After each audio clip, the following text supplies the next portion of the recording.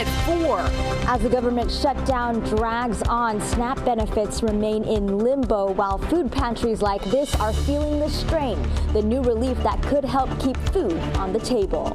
A sunny start to the week. Meteorologist David Matson will join us with more on when it will get a little breezier. An emergency juvenile curfew now in effect here in Navy Yard and beyond after a weekend of teen disturbances, where D.C. Council stands on extending that order coming up.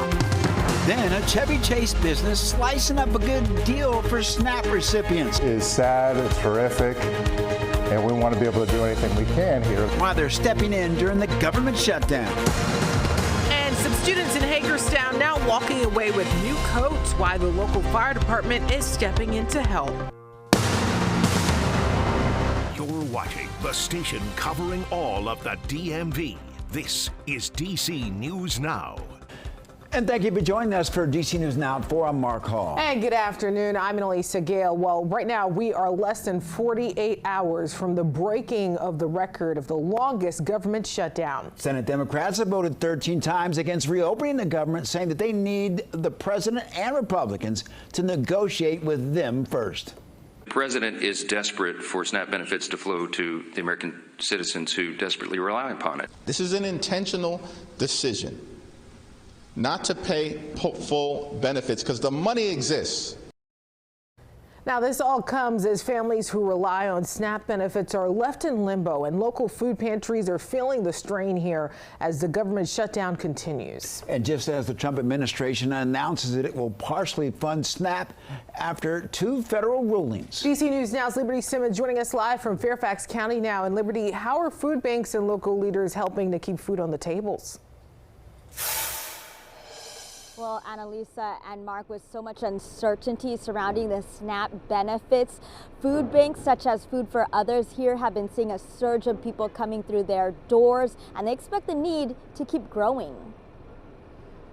It's going to be a nightmare. As a single parent with a child in special need, I can't work a full-time job. Like, I need to be with my son. Food pantries across the region are busier than ever with worried SNAP recipients just like Rosa. 2 of our programs have jumped by 10%, where that's the highest level of folks in terms of need, where they need both USDA and emergency referral.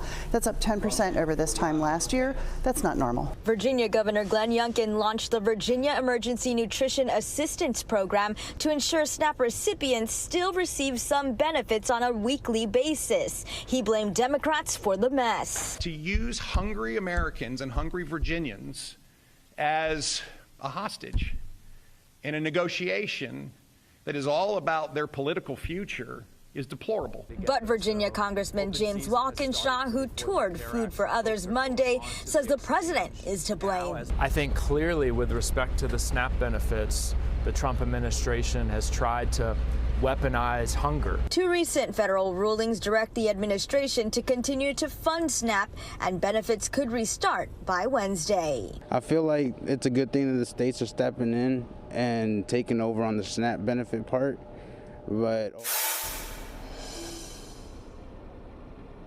Now, an estimated 56,000 individuals depend on SNAP here in Fairfax County, receiving nearly $10 million in food benefits each month. For now, in Fairfax County, Liberty Simmons, DC News Now. All right, Liberty, thank you. Meantime, the USDA warning SNAP retailers to not offer special discounts to SNAP recipients during the shutdown. They say approved SNAP retailers are required to treat all customers the same. A notice on the USDA's website reads, quote, offering discounts or services only to SNAP paying customers is a SNAP violation unless you have a SNAP equal treatment waiver. And for continuing coverage and also information about available resources and to see how local officials are responding, head to our website, dcnewsnow.com. All right, well, we know tomorrow is election day in Virginia, so let's turn over to meteorologist Damon Matson for a look at how it's looking at the polls tomorrow, Damon. Yeah, and overall, Annalisa, Mark, I mean, we have seen things improve out there. It was a nice weekend, no question, but today we started out with a lot of clouds and even some rain showers across some of our far eastern counties, south and east of the district.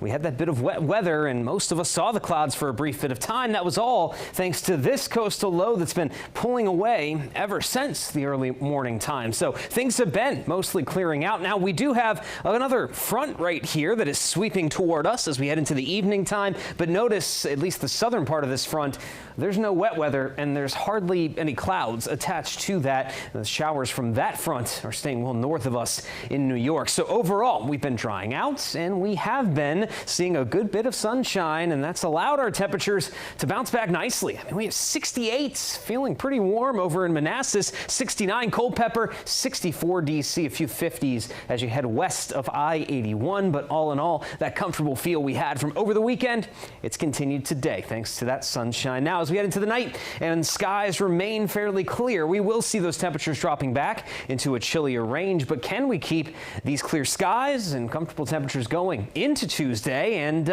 will there be calm winds with this, or are we expecting things to, get a little breezy? Once again, we'll have a full look at your forecast coming up here in just a bit. All right, Damon, thank you. In Maryland now, police in Prince George's County investigating a robbery involving an armored truck. It happened on Woodyard Road this morning in Clinton near the Woodyard Crossing Shopping Center. Police telling us it's unclear how much money was stolen there. The driver was injured but is expected to be okay. No word on a possible suspect at this time.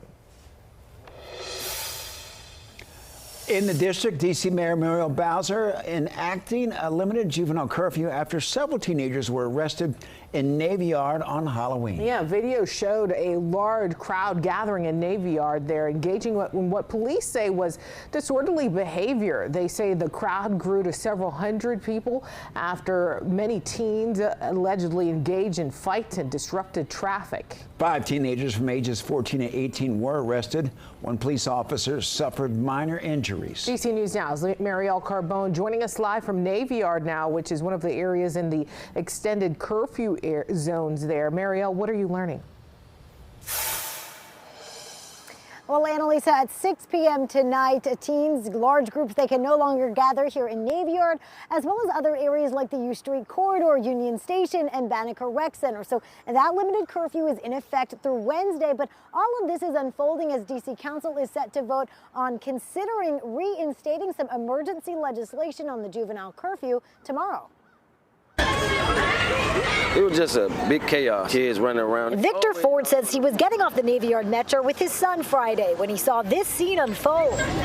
Hundreds of teens gathering at M and 1st Street Southeast, broken up by the National Guard, D.C. Police, and Transit Police. 5 teens were arrested. Kids being kids, I ain't concerned. These kids these days, you don't know what they're going to do. The incident comes as D.C. Council is set to vote Tuesday on reinstating its emergency juvenile curfew legislation after failing to extend the emergency in October. There were 5 who voted against the emergency declaration last time. Chairman Phil Mendelson says circumstances have changed. Apparently, over social media, there are these invitations to congregate, and we saw that a week ago and then over the weekend. The emergency legislation mirrors what council enacted over the summer, setting a curfew at 11 p.m. daily for those 17 and under, and allowing the police chief to establish extended curfew zones, which go into effect at 8 p.m. for specific areas, up to 4 days. If passed, it'll go into effect November, December, and January. The curfew is not the answer because they still out here. The response from neighbors is mixed. Make it like something for them to do, like activities, so they could be out here doing something productive. It's unfortunate, but something needs to be done. There's a number of events every week here at the Metro Station, around the corner on Tingy, where I live. And the mayor and the police chief have been pushing council to make these extended curfew zones a permanent tool for the mayor to use. Now, tomorrow's vote, it is set for noon. They will also be voting on temporary legislation. It mirrors this exact emergency legislation, but that requires 2 votes and would go into effect for 225 days. So a lot longer, and it gives council time to draft up and then potentially vote on permanent legislation if they choose to do so. Reporting live in Navy Yard, I'm Marielle Carbone, DC News Now. Mariel, thank you. And staying in the district now, the city's Potomac River Tunnel project is in its final phase. DC Water and other city leaders celebrating the major milestone today with a ceremony. Mayor Muriel Bowser says this project is necessary to ease flooding concerns and to improve water quality. These projects show us how we can be more climate resilient and protect our homeland from significant weather events. The northern leg of the tunnel will begin construction soon, and then crews will move on to the southern leg of that tunnel.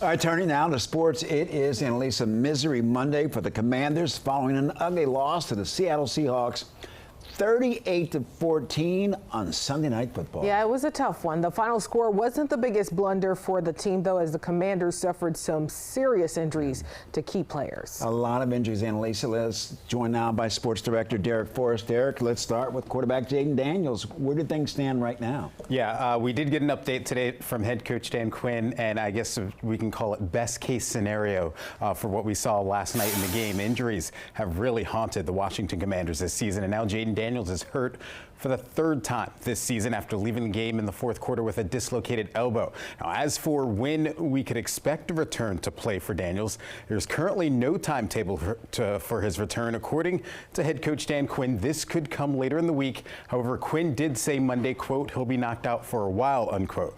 Now, the injury is best case scenario because it looks like Daniels stayed away from any fractures and torn ligaments in the elbow. Coach Quinn addressed leaving Daniels in the game down 38-7 in the fourth quarter. Start of the fourth quarter, I guess, was probably like 12 and a half minutes left in the game. And that was going to be the last drive for a couple of guys, Jayden and Zach and Debo and LT. And so we're going to have any read run plays and meaning no carries, you know, for the quarterback on a run. And honestly, man, that's where I missed it. Of course, he could scramble. It's Jayden. It's what he's special at. And that is 100% that's on me. All right, Dan Quinn owning up to keeping him there in the fourth quarter, but that drive started with about 12 minutes to go. But there were some other injury news today as well. Luke McCaffrey, he's out for the season.